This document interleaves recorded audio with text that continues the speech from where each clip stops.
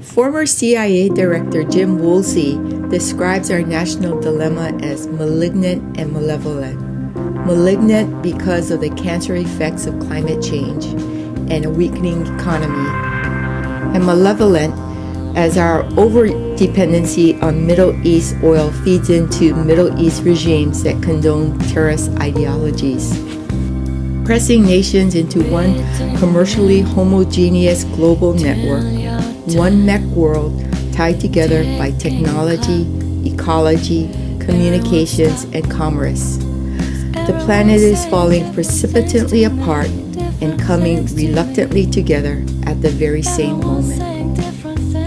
But in my opinion, both fanaticism and globalization will fail to meet our most basic needs like clean air, clean water, good sanitation practices, the prevention of disease, all the components for an acceptable standard of living throughout the world. As we have witnessed in Afghanistan, religious ideology has not provided for the basic needs of citizens too poor to escape the Taliban oppressive regime. And in globalization, we have witnessed too many times corporate non-responsibility, tossing the environment, humane conditions, and even our financial security to the wayside as profits and markets shape the bottom line. In my view of the world, specifically from the perspective of Chair of the House Energy and Environmental Protection Committee, I see energy issues as the root problem contributing to disasters like September 11th and wars in both Iraq and Afghanistan. However, I also see energy that is renewable energy as the avenue to peace, thus placing us in Hawaii at a very critical juncture.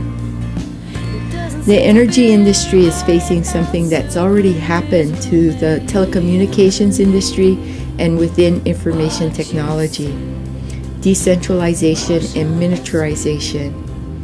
In telecommunications, we have seen the breakup of Mobile and the entry of wireless communications. These same kinds of trends are happening in the energy sector. And the most significant change is how energy is generated and distributed, which can ultimately result in the decentralization of political power affecting individuals, communities, and countries. This decentralization is as small as a person or a business to function completely independent from the electrical transmission grid and the public utility. On a larger scale, in a fossil fuel-based economy, the current political power is as influential as countries that have fossil fuel resources, such as the members of OPEC, over those countries that are dependent on imported fossil fuels for electricity and transportation needs, like the United States, Japan, and many European countries. However, with renewable energy, the balance of power has the potential to shift or to become neutralized because, unlike fossil fuels, some form of renewable energy can be found in most parts of the world. So there's no doubt that renewable energy and emerging technology is a major threat to the way current oil-rich countries and multinational corporations function economically and politically. But unfortunately, the quest for power, in both an energy sense and political sense, leave many people behind. And those left behind are the incubators of discontent that fueled the jihad versus mech world scenario that jeopardize not only our efforts for peace and quality of life, but also assurances for a clean and healthy planet. But bringing the conversation back to our home, Hawaii is at a crossroads. As the most geographically isolated state in the country, we are dangerously dependent on imports for our basic food and energy needs. We import about 85% of our food and about 95% of our energy. It's been estimated that Hawaii exported $8.6 billion for food and oil in 2008. And every dollar exported is a lost opportunity to support and invest in our local businesses.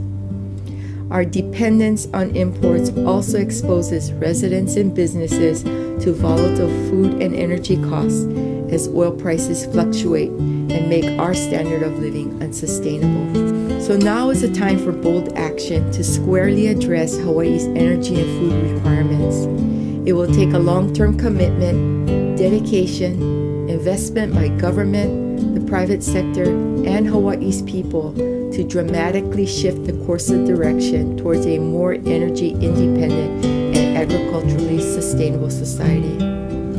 So on the energy front, the Hawaii Clean Energy Initiative is the equivalent of a Hawaii-style New Deal Manhattan project all rolled into one. It will mean checking our personal and corporate baggage at the door to design a robust, super efficient, renewable energy system with industry, transportation, agriculture, architecture, leisure, and consumer impacts and opportunities.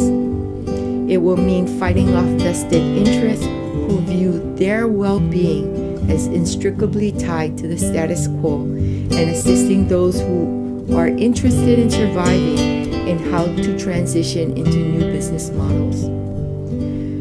Therefore, I want everyone to review the Hawaii Clean Energy Initiative with a critical but with an open mind. I want to stress that what is being sought is out-of-the-box thinking to embrace transformation of our current energy regime, not pie-in-the-sky scenarios, but what can be accomplished using energy efficiency, proven technologies, and incorporating strategies as new technologies mature, with economic analysis in a statewide and county-by-county systems approach. Understanding that no two islands are alike, what is being investigated will be unique to each island, and with the basic understanding that a financially viable energy sector is essential. Green is the new red, white.